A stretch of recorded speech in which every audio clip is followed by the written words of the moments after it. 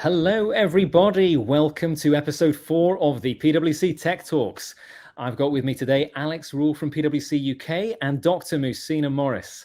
Absolute pleasure to have you here, Muhsinah. Thank you so much for taking the time to talk to us today about this amazing topic. We're going to be chatting about how virtual worlds and virtual reality can be, or actually asking the question, can they be an effective platform for education or not?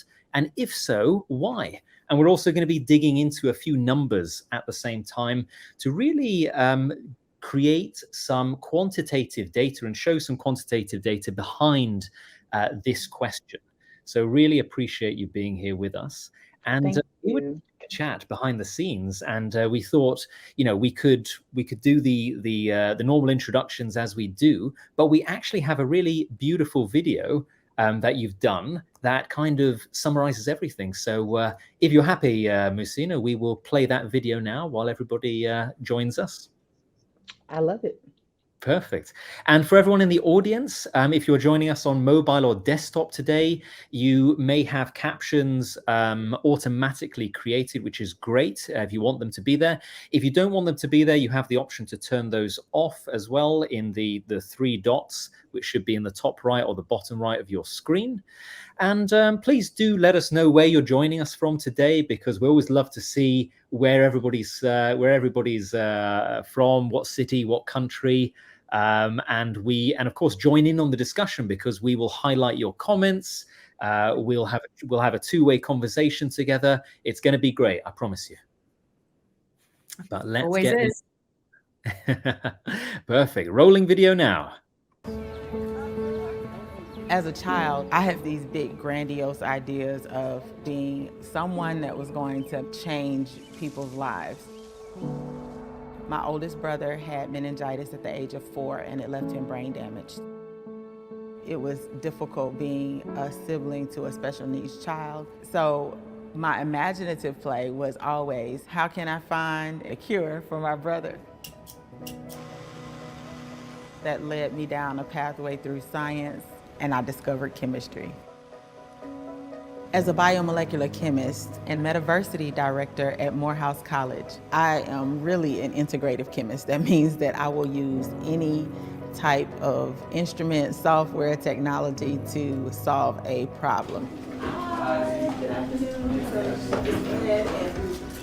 When the MetaQuest 2 came out, we had an opportunity to demo a synchronous learning campus, and that totally transformed the way that we teach.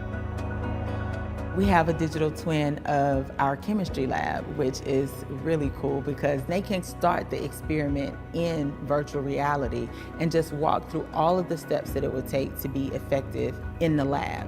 Have you learned how to grab the spheres yet? They could hold a molecule in their hand, or they could make it as large as the room and walk the bond. And so bringing that molecular world to life redefined how students actually accepted the information because they could visualize it. Norman, I'm about to join you. No longer can you go back to just sitting in a lecture hall and disseminating information to students. Students want an opportunity to engage with the material. High five me. You felt that? Yeah. Isn't that cool? Right? Virtual reality really lowers the barriers to getting the type of education that you deserve but may not have access to, and completely change the education game. That's cool.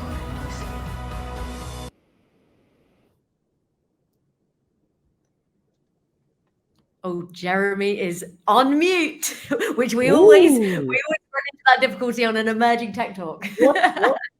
Classic. Even on a live stream, you can't get this right, can you? I was, Muhsinah, you'll be happy to hear, I was praising you massively and just was completely amazed by all of the activities you've been involved in, the pioneering work you've been doing to use this technology in education and actually make it really valuable as well, because we see a lot of projects out there and really they're PR plays, they're there to get a headline, they're a quick, dirty win. They don't really use the technology properly. They don't analyze the value. So this is why we wanted to have a chat with you today, because you've gone beyond that in terms of making these virtual worlds sustainable in education, analyzing their value, and really digging deep into why they're valuable in education. So we appreciate it. We appreciate all your work. Well, it's Yeah, we're been excited. good work. It's hard work. I tell people it's hard work, but it's really hard work. And for a long time, I had so much fun that I neglected to tell people that, oh yeah, it's also challenging too. But because I had so much fun doing this work, and it's so meaningful to the students and to the surrounding communities. And so it's really transformed the way that we educate our students here at Morehouse. And I'm hoping that it leads the way for others to transform their own cultures at their institutions, because it increases learning for our students. So how long have you been involved in this, Muhsinah? Is it a project you've been involved in for the last year, or does it go further than that? Goes further than that. So we started ideating about this the summer of 2020. Actually spring of 2020. So right after the pandemic and everything closed down, we were looking for ways to engage our freshman students. So I worked with a program called Upward Bound, and I was a research science coordinator. We ended up finding Victory XR because their content on the Pico at the time was preloaded, asynchronous, and tethered to the next generation science standards. So as a chemist, I needed that for my students to be able to learn biology, chemistry, physics, engineering, technology. And so that was the start of us using virtual reality as an educational tool to keep our students who normally used to having a residential experience, keep them engaged remotely. It worked so well for those students that we wanted to do something similar for our actual college students. So at the time, I was the department chair of chemistry and looking for ways to increase retention rates for students so that they wouldn't drop out of school, for them to persist in their STEM majors. We were also looking for ways to just make sure that students were being engaged so that they wouldn't feel like they had to take time off during this pandemic. And it was a huge win. That's when we started using the MetaQuest 2 headset and started using the multiplayer kind of option where we had presence. And so it wasn't asynchronous, it was a synchronous learning environment. And every student got a headset. So it was a win for them, for all of us, actually. It's so inspiring and exciting to like hear about these, like, you know, these real kind of hard hitting examples of where it's like being used really successfully, right? I'm curious because you mentioned that this started almost out of necessity, right? The pandemic locks us out, you know, we can't physically be together. So it kind of started out of necessity. Now it's moved into actually, wow, like the benefits of this have proven to be so good that we're going to use this as almost like business as usual. So I'm curious, like, what have you done in terms of like measuring the difference in results, I guess, from in-person learning? Hard numbers. I like it. Let's get into it. So the hard numbers are really consistent with other people's hard numbers that I've seen. So I have a few people that I know that have done some controlled trial testing, and our numbers are pretty much the same. So we saw an 11.9% increase in student achievement overall. And at Morehouse, we have small courses. So we don't always teach our courses in different modalities. Usually, like me, I'm a chemist. And so my chemistry classes were notoriously small. We had 30 majors on a good day. So that means that our courses, when they got to the senior level, were maybe 5 or 10, maybe sometimes 15 students. And so that means that I didn't teach multiple courses to get data that was comparable in that way.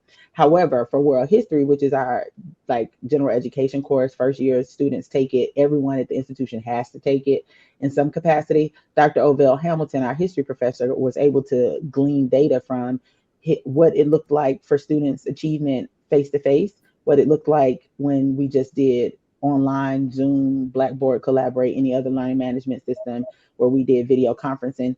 And then we saw no difference between those two, no difference in achievement. Students achieved the same way, they showed up the same way. For when we made virtual reality the classroom, we saw a 11.9% increase in student achievement. So that's their final grade averages. But we also looked at their presentation grades. We looked at their attendance rates, which was a 10 percentage point increase in attendance. So students were coming to class more, which means that students were engaged more. Students were completing the work more. They weren't having those missing pieces. The wonderful thing about it is it was a pandemic. And so where people were seeing learning losses, Morehouse College was seeing gains.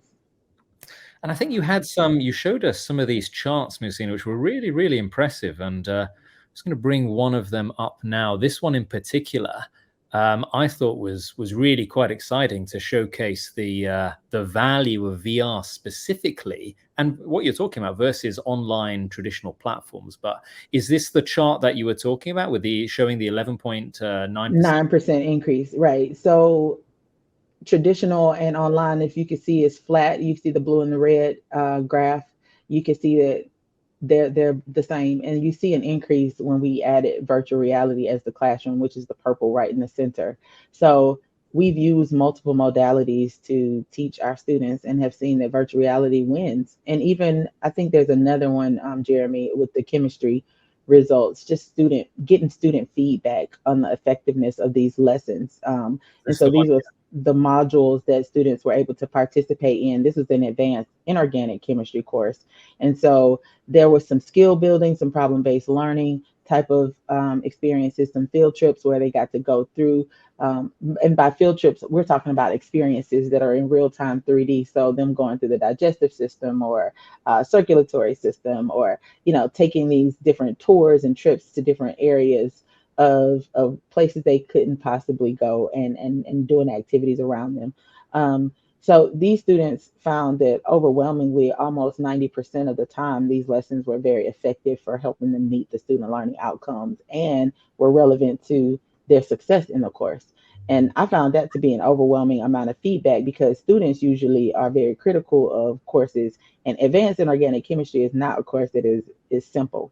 It's a course that takes a lot of visual spatial intelligence. And I think that's why it was really effective for chemistry. The molecular world coming to life for students was really important. And I had even qualitative feedback from students that was stating things like, if we had this our freshman year, oh my God, what kind of scientists would we be?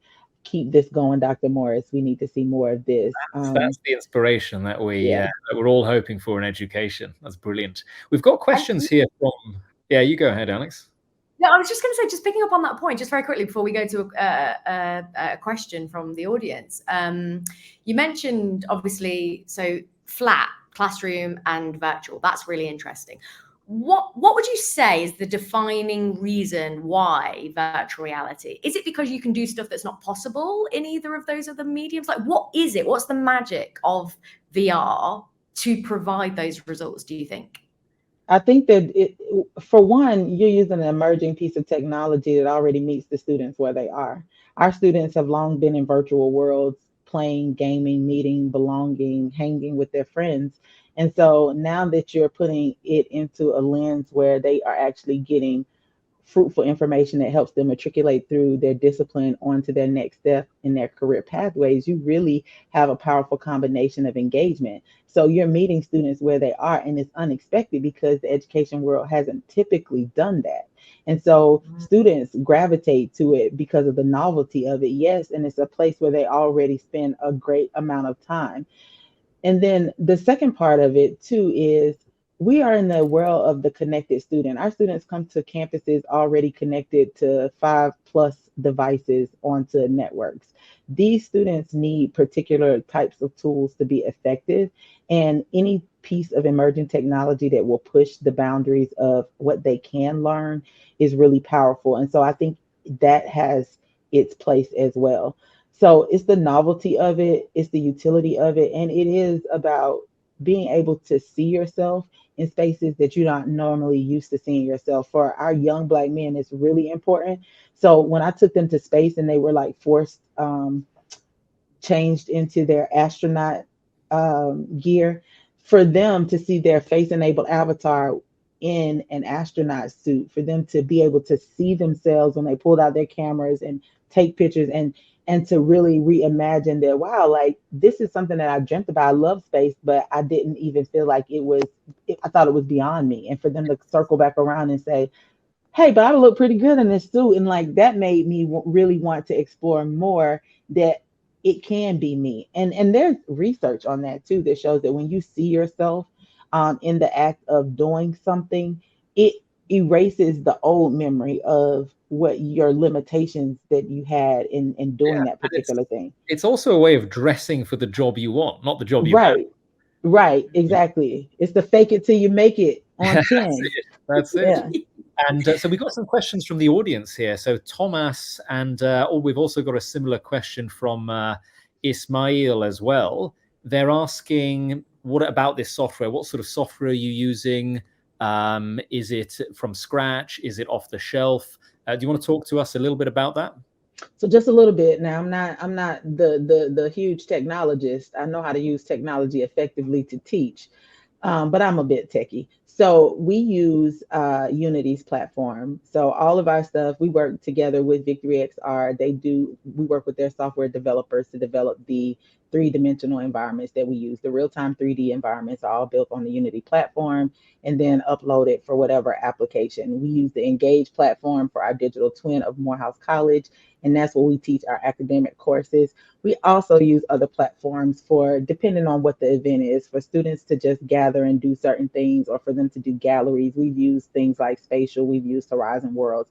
Students, I urge students to try out every application that they can. We do our Meditation Mondays in the metaverse, and we use the Trip app. So we use a lot of different applications and platforms and tools, but our primary main campus, our digital twin that we have of Morehouse's Century campus, of our chemistry lab, all of that's built on Unity and on the Engage platform. But we also use Victory XR Labs. They have a new platform with simulations and AI components too. So what about we're a mixed bag. And what about the topic of accessibility? Ismail also raises a really important topic that we think about, but especially with virtual reality, it's easy to neglect. This point about, did you have accessibility problems? Did you have to adapt the hardware to students with visual problems? Have you explored any of that at all? And if so, what sort of solutions have you incorporated or implemented? So I have had a student that had eye surgery. Were in a part of a clinical trial, could not put the headset on. They wanted to, I would not allow them to because of the sensitivity of the nature of the surgery. So they did all of their interactions in the metaverse from a desktop or from their phone, because it can be downloaded onto your phone and you can engage in that way. Yes, it limits the way that you interact with 3D assets, but the premise is still there. And we do give students the option to join via their desktop and via their phones, especially for some of the lessons. Students always have an opportunity to opt out of the headset. So there are students that have migraines. We have had students that have had thicker glasses, and even though they have the capability to extend it, have an extender, that has been a problem. I do have students that have gotten prescription lenses for their headset. And blue light filters, because it increases their comfort levels. So we try to accommodate students as best as we can with tools that will help them be more comfortable in the headset. So we take what they give us and tell us about it and try to improve on it. So all of our students use some type of foam or some extra cushion around their eyes because it just is more comfortable. Some students put the balance weight on the back because it just is more comfortable for them to be able to move around in.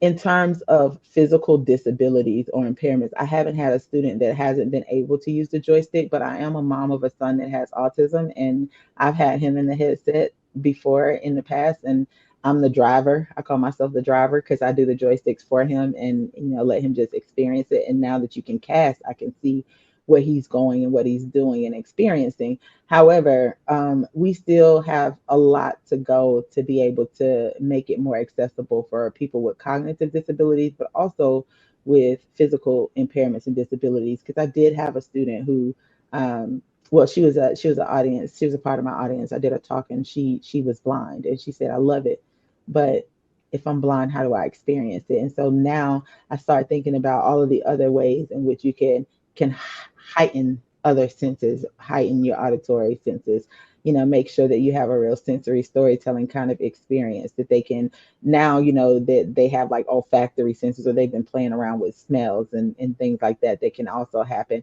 Like maybe we could start to use those kind of things as components to be able to help someone be able to visualize and be in the experience along with their peers. Alex, I know you want to jump in. Just give me 1 second. I want to make a comment on that Muhsinah's mentioning. This point about accessibility. I think is incredibly important. And in fact, we don't yet have accessibility on the list of our potential tech talks. But I think after this, Alex, maybe we should get together and add that as a topic specifically to discuss, because it's incredibly important and it's also incredibly specialist as a subject when you're thinking accessibility in virtual reality. But the interesting thing about the accessibility component is that there's a lot of XR accessibility rules being written by different people, by just different organizations. The implementation of said accessibility rules is the harder part, right? Like trying to make sure that you provide a personalized experience for everyone that has an impairment. That's the harder part. And there's so everything else is theoretical until it's implemented. And we haven't gotten to the meat of what does this implementation look like. And that's what we're actually doing this year. So I teach an exceptional child in the classroom course here at Morehouse, and that course is also in the metaverse. And so trying to train my teachers on, let's explore what differentiation of instruction looks like. What does universal design for learning look like in this particular modality? What does metaverse of teaching and learning look like for all students? And then like, how do we create inclusiveness for every type of learner? And so they have to brainstorm and come up with this and then practice it by the end. But doing a lot to really explore that, because I feel like we can't truly represent our world in the right way if everybody isn't represented. And so accessibility is not just because you have an impairment or a disability, but also accessibility has a lot to do with socioeconomic means, network connectivity, the geographic location that you are in. And when you were talking about what makes our students love this, it's geographically agnostic, right? So as long as they have a network connection, then they can be in class. So our students that are on the football team are able to still join class when they're traveling. Our students that are in the band can still join class in the airport, but they're actually in the presence of one another. So it provides an easier way for them to access the content. And then we can record sessions and they can play it back and then still be an embodied experience. Now, they might not be able to ask me questions live, but they can be a part of the experience of what happened in class. And they can do that over and over again. So it's like those mental reps that you get, those actual physical reps too, that you get over and over again because you have access to the content that you experience. And it's almost like scaling what was previously unscalable, right? Like to give access opportunity to world-class learning. I'm curious, I've got a comment here which I wanted to kind of highlight, because I mean, obviously we're on this talk all very passionate about this, right? So there's no pushback from us, but Shannon says, how was the onboarding experience? Was there much pushback? I mean, I hear a lot, especially in the UK, like, there's a lot of barriers to get this stuff adopted. So what was that like? Did you experience any pushback? So no and no, because I'm a very persuasive person and I just tell the truth. So the point of the matter is I'm a mother of 5, so I have a lot of tricks up my sleeves, right? I've been teaching for about 20 years. I got a lot of tricks up my sleeve. I taught chemistry, which means that people didn't really want to listen to about chemistry, and I had to make it exciting. So I'm a whole show. The way that I get educators, because I do a lot of professional development of educators in this space, is we practice meditation and mindset first. We focus on educator well-being in a way that when they first go into VR, they don't have to do anything. They just have to be. And that means that they're experiencing what it's like to have the headset on. They're experiencing what it's like to be embodied in this 3D, real-time 3D world. They're experiencing it first without having to do anything. You don't even have to hold the controllers. You just sit there in the experience, right? And once I get them present and calm and focused, now they're like, okay, what do we do? I'm ready to do something. And so then I can start to talk to them about small steps, taking them to different platforms, showing them just experience, just getting into the room. So we just learn how to get into the room first. Then once you get into the room, we learn how to move around. Once you learn how to move around without getting vertigo or that sickness that you can get, once you train them on that, then you can start talking about content and you can start about bringing things. But first you want to get them still.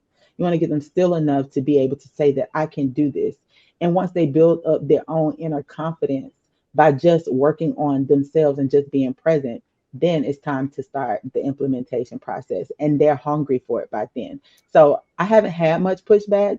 More than anything, I've had so much interest that I need another whole set of people to train them. So, you know, That is a super powerful approach, Missy, and one that doesn't only apply to education, but is actually a lesson for everyone, everywhere in the world that is trying to implement virtual reality technology, to basically chop up what is a complex subject and a complex implementation into a number of bite-sized pieces, the beginning of which is really simple, that you can get people bought into slowly and step by step. And by the end of it, you're an expert at it, and it's natural and easy. But you start from that first step instead of overloading people with yes. everything all at once. The controllers, the headset, using the software, how to activate the features. So yeah, I think it's an approach we can all learn from for sure. Yeah. Onboarding is my favorite part for educators. We actually did this with our charter school. We have a lab school, Utopian Center for Academy for the Arts, and their teachers are now moving full steam ahead into implementing biology as the classroom in VR right now for their high school, because we started off looking at educator well-being and how it's correlated to student achievement. So we've been actually implementing it to see how does this onboarding process work. And I won't change a thing, because right now it's the most valuable way that I have learned to get educators who might be a little bit more terrified about the space, and a little bit more timid into the space and really engaged and to feel confident. Yeah, amazing. And I think we've only got a few minutes left, but let's try and tackle one more question, one or two if we can. Okay. We've got Robert, who's asking about the bar chart that we saw previously. It showed percent effectiveness. How are you measuring the effectiveness components? It was basically, that was a user feedback. So the effectiveness of the lesson was based on the students' idea of what the lesson was, it effective for them. I did not go back and correlate that to their grades necessarily. So like I have some data points of where I know they did better than they would have on a written test, because I had given that kind of test before in virtual reality. But for the most part, the effectiveness was all user feedback for that particular one. Fantastic. And yeah, so we're getting a load of great comments here. I think we've got time for one more question. Craig is asking a very interesting one. He's saying, Dr. Morris, do you see the use of an AI avatar as a next step? And this is an interesting one, because we always talk about the convergence of emerging technologies. So this is a good opportunity to talk about that as well. And it wouldn't be So a tech one of talk. my Listen, one of my big dreams and goals when I first started doing this was to be able to create an AI-based avatar to help my son be able to move around in this space. My son is on the spectrum.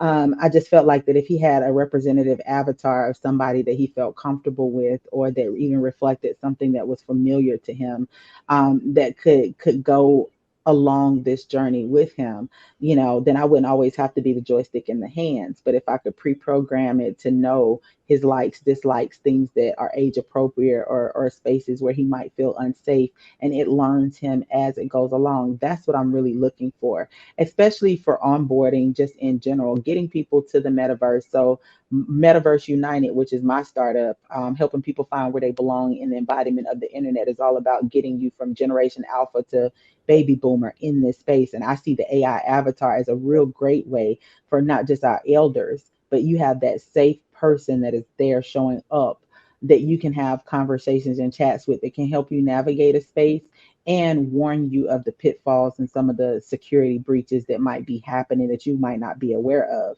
and can steer you away from those. So I love the idea of the bubble boundaries that we have, but there's still also a understanding of the infrastructure and the framework of what the metaverse is, that can trip up our elders, that can trip up our young people, and we have to create layers of private, like secure spaces for them. And I think AI avatars is the way to do it. And I think it would give parents more just relief that their children are in safe spaces, you know what I mean, are navigating the space in a way that they can always kind of keep track of. So I think it's really cool. Fantastic. Well, thank you so much. So I was just going to just say that I think that's like a really refreshing, like beautiful kind of vision of how this technology can aid us, and kind of almost, because a lot of people think this technology is very like, it's for young people, right? Like everyone's like, oh, it's and it's not, right? It is an opportunity to kind of like make it relevant to anyone and everything. And actually there is a lot of kind of, you know, ethical and, you know, the guardrails put around AI that needs to be worked out by lots of smart people, including colleagues here at PwC. But once we get to that place where everyone can feel like they're in a space that is made for them, that's going to be really powerful. Yes, and so I'm really hoping that I can encourage people to build the metaverse table. You know, we want you. This is a time like no other in history where you're able to actually have your voices be heard. So build. You know what I mean? Stop. Don't overthink it. You know, you see a solution, solve the problem. You see something that needs to be done, go ahead and build it. Don't wait for someone to build it for you, and then just consume it. I just really believe in the power of innovation and our ingenuity to move us forward into a better humanity. And not just innovation for innovation's sake either. And I think that is the perfect point to end on. You know, virtual reality can be incredibly effective for education. You know, to answer the question of this talks episode, it does have some complexities, but as we've heard from Dr. Morris, it's, if you have the right techniques to manage them, then you're on the right course to having a successful implementation of this tech. So thank you so much for your time, Dr. Morris. It's been an absolute pleasure, and we are massive fans of your pioneering work, and we hope to see much more of it in the future. Thank you so much. And if you want to reach me, you can check me out in the work that I do at unitethemetaverse.com. Perfect. Thank you. And thank you all to our audience for listening. We will catch you next time. Bye-bye. Take care.